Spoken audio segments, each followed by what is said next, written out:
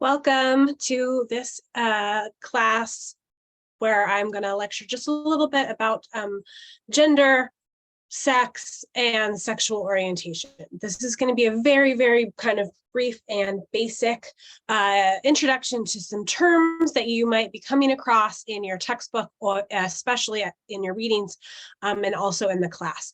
So we're mostly going to look at the languages that we use around gender, sex, and sexual orientation.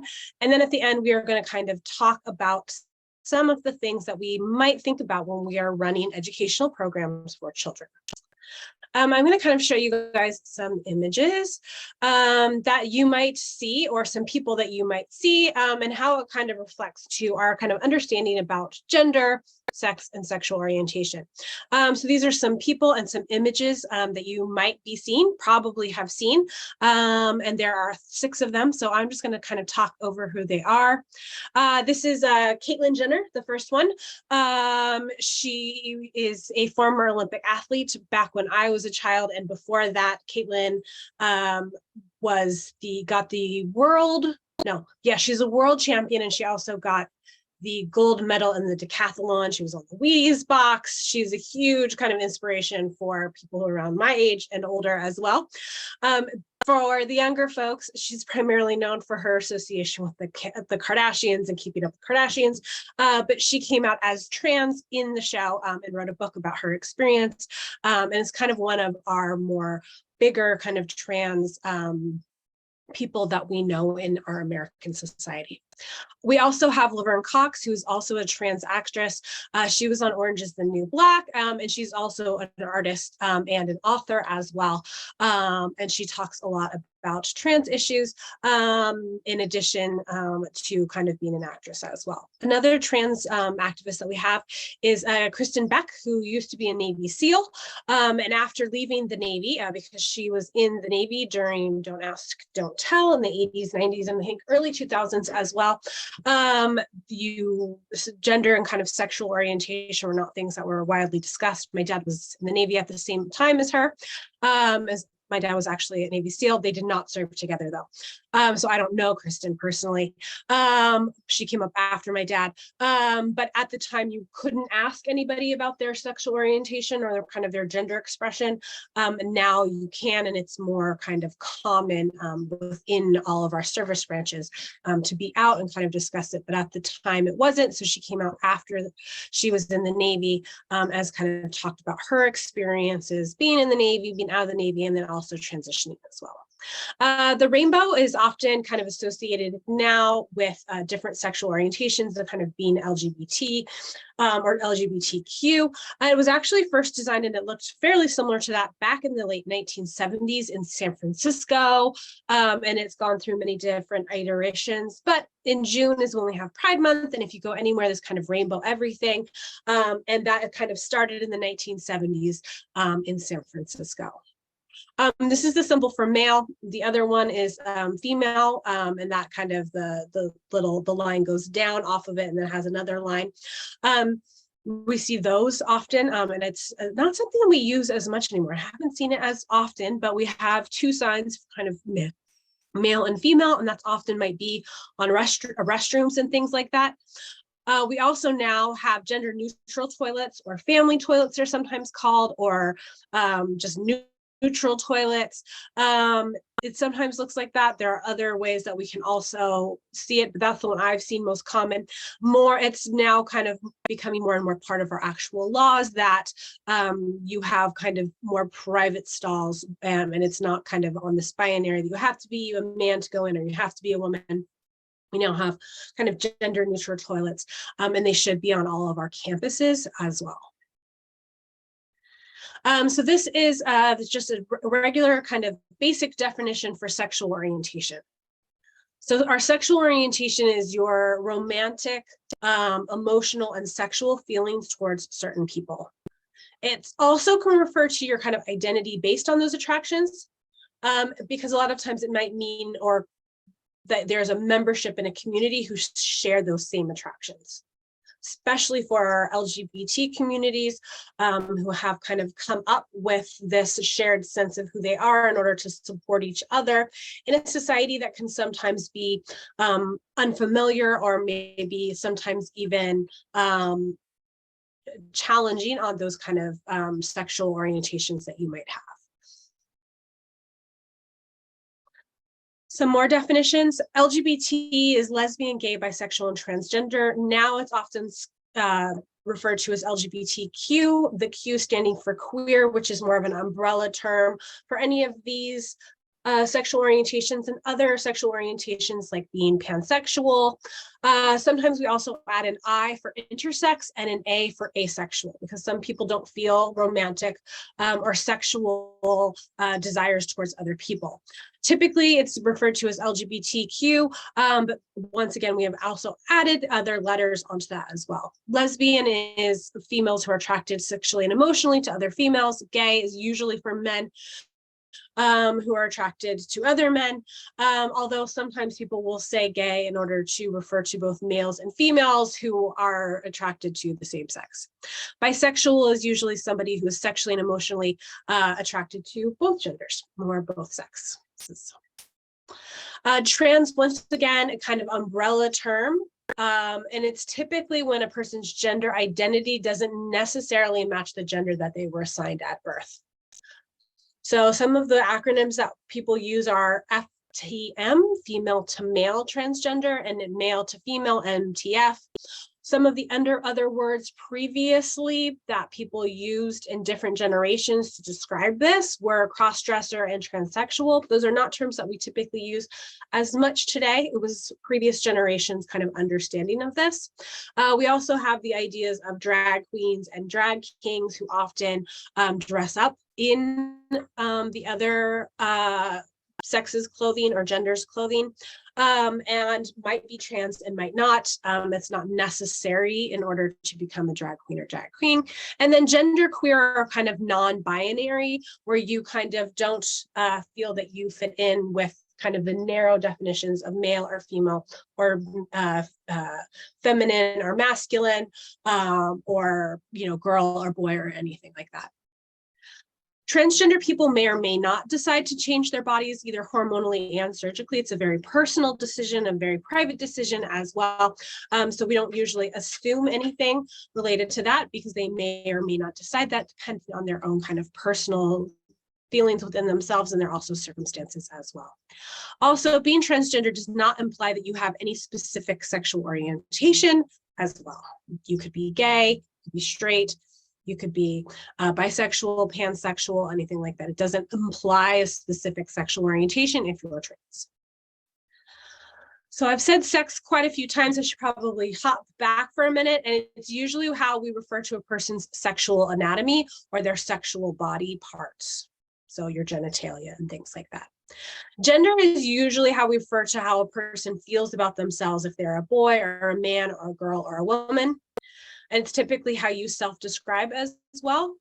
So if you say that, hey, I'm a man, then you're kind of stating your gender identity. A lot of this is also very much influenced by your culture and society and what they think that boys and girls should act, or men and women should act, how they should dress, how they should talk, things like that. A personal reflection to kind of think about, not something we're going to talk about right now, but something that you might want to think about as you're thinking more about this. Do you believe that young people are born with a specific set of traits that apply to their gender? Or do they learn about gender through what their parents teach them, what their families teach them, what their communities teach them, what their cultures teach them in society? Is gender nature or nurture? Also, while we kind of, you know, this is a very hard question. It's a reflection to kind of think about your own personal views and beliefs about this as well. Another one is gender expression, the way in which a person acts to communicate gender within their culture. So clothing, how you talk, how you communicate your interests. In certain cultures, it can be fairly rigid. Girls do this, boys do this. In other cultures, it might be a little bit more fluid, that you can go in and out, and there aren't such rigid definitions of how you must express your gender. But all cultures have something of a gender expression as well. We've already kind of talked about gender identity, but seeing yourselves as male, female, or non-binary, how we perceive ourselves within those genders, and also what do we call ourselves when we're talking to other people. Some other ways that we might want to talk about this, I've talked about all of this. This should be genderqueer / non-binary. I changed it. I don't know why it's, there we go. So transgender is number 2, that they feel that their gender identity or expression is different from the sex that they were assigned. Genderqueer and non-binary, somebody who does not identify as either male or female. Cisgender is the term to describe people whose gender identity is the same as the sex that they were assigned at birth. So I am a cisgender woman. The sex that I was assigned at birth also corresponds to my gender identity as well. Gender dysphoria, it's a medical diagnosis. It's in the DSM-5, which is this kind of book and resource that we use in order to kind of classify mental health issues. And it's a medical diagnosis identifying the conflict that people feel when their physical gender does not match the gender that they identify mentally and emotionally as. So what you're assigned as birth does not fit with what you feel that you identify or express yourself as. So a general other reflection is society fair and equal for everybody? And if we're looking at gender and sex and sexual orientation, a lot of that is influenced by political decisions, by the courts. Just recently, Congress has kind of allowed for LGBT partnerships originally, and now marriages. Previous to 2014, few states had marriage, California, Hawaii, Vermont, I believe, other places like that, but not other states. So with the Supreme Court decision, it was made that LGBT people and lesbian and gay people had the right to be married, institutionalized, like in a bureaucracy, go to the courthouse, things like that. Churches had done it to some point, and we don't say that churches have to do it. I don't believe that Catholic churches and some other churches do not do gay marriage. But other ones do. We also have laws that you cannot discriminate against people based on their sexual orientation. But then we also have values, cultures within your own belief as well that might impact how you are treated within society. So is society fair and equal for all when we look at how women are treated, men are treated, how gay, lesbian people are treated, non-binary people, people who express themselves in different ways, and then trans people as well? Is it fair and equal for everybody? Some of the kind of issues with that is that a lot of times many cultures believe in this kind of heteronormativity, or heterosexism is what we called it before. And this is kind of the assumption that all people are heterosexual, all people are straight, which can kind of lead to stigmatization or denial of your own sexual orientation. And we're going to look at the ages that people came out in just a few minutes. Because for previous generations, it was you're in your 30s or 40s that you were coming out of the closet and saying what your sexual orientation was, often that you were gay or lesbian. Now it's much younger, it's in your teens typically, but we still kind of have this idea that when a baby is born, they're going to grow up to be straight. That's just kind of the standard typically. And a lot of people are pushing back about that we don't necessarily know what your sexual orientation is until you express it in your late teenage years. Although many people know that they are gay or lesbian earlier, we typically have a very latent sexuality. We do not express our sexuality as children. We express it in our teenage years. This type of issue of heteronormativity can often lead to like a hostile work environment, jokes that are kind of off color, maybe even comments as well. I had a colleague who had to leave her job in teaching a couple of years ago because she was facing kind of harassment and not getting the job opportunities. And she went ahead and actually kind of sued because she felt that it was because she was a lesbian and that she was not being offered the opportunities that other people were simply because of her kind of sexual orientation. So working with families, we want to welcome everybody. And we want to make sure that we are continuing to do that and finding areas where we can grow in order to do that. One way to do that is to make sure that the forms that you give are friendly to everybody. Back in the day, it said mom, dad. Okay, like so if you went into a school there was where your mom filled out something and your dad filled out something. Well, what if you're in a single family household? What if it's your grandma? What if it's your foster mom? What if it's your adopted mom? What if you have two dads or two moms? So now we typically say parent, parent guardian, family, something like that. You should ask about who the important people are in a children's life. So example, if a child has two dads, then what are you guys called? You guys called dad, daddy, daddy, papa, whatever it is. Or if a grandma is raising a child, is she grandma or nanny or mima, big ma, something like that. Do all children and families see themselves represented in letters and announcements? So instead of saying, can you give this to mommy or daddy, can you give this to your parent? Or instead of dear families, instead of dear mom and dad. Also, when we celebrate Mother's Day or Father's Day, it's always a good idea to know who's in your classroom.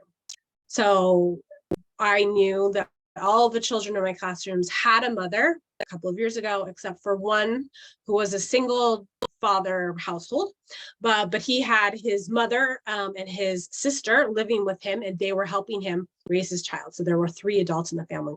And I just pulled them aside one day and was like, hey, Mother's Day, how's it? How do you want to do this? Should we not do anything? Should we do something? And he was like, I would love to. Could you make 3 things, actually? Could you make one for grandma? Could you make one for my sister? Me every day raise my son, but we're also trying to kind of create a better co-parenting relationship with my ex-wife, who does not have custody but is trying to come back into the picture and become a better parent. Could we also make something for her in order to kind of encourage that co-parenting? I was like, absolutely, we're going to make 3 Mother's Day gifts, we're going to send home 3 cookies, the whole thing. So knowing who your families are, and if you can, having those kind of conversations to make sure that a child doesn't feel left out. If there wasn't a parent, a mother, sometimes I won't even do it. We'll just we'll just do something fun that week that's not related to mothers.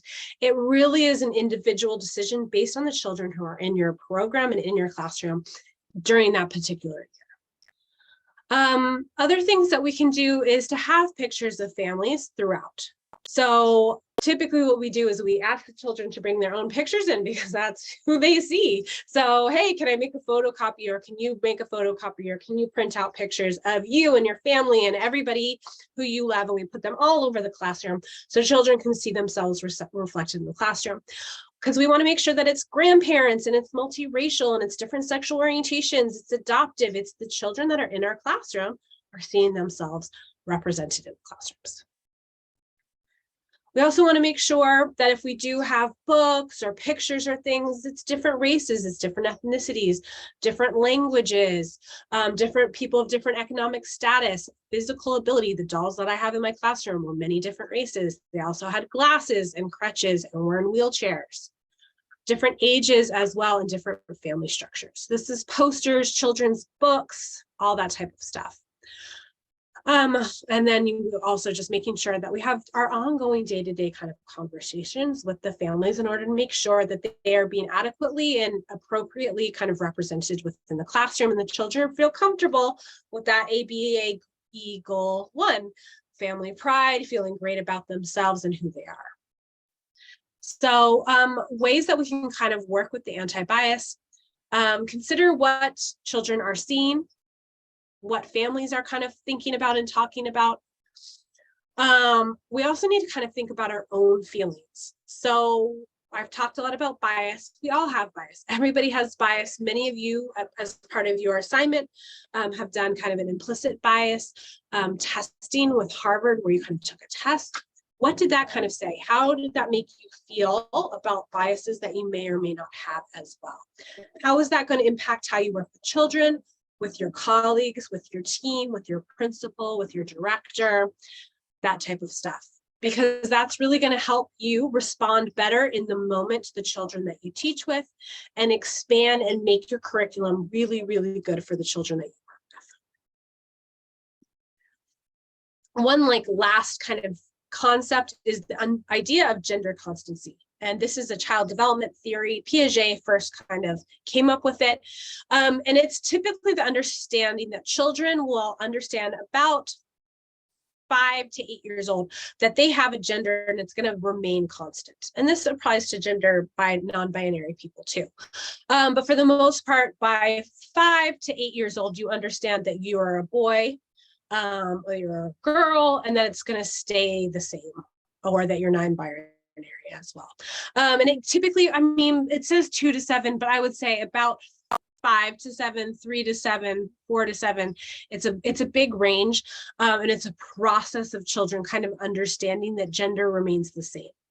This doesn't mean that we can't be fluid throughout our lives, but it's also for our children, the understanding that you're not just going to wake up one morning and your biological sex has changed.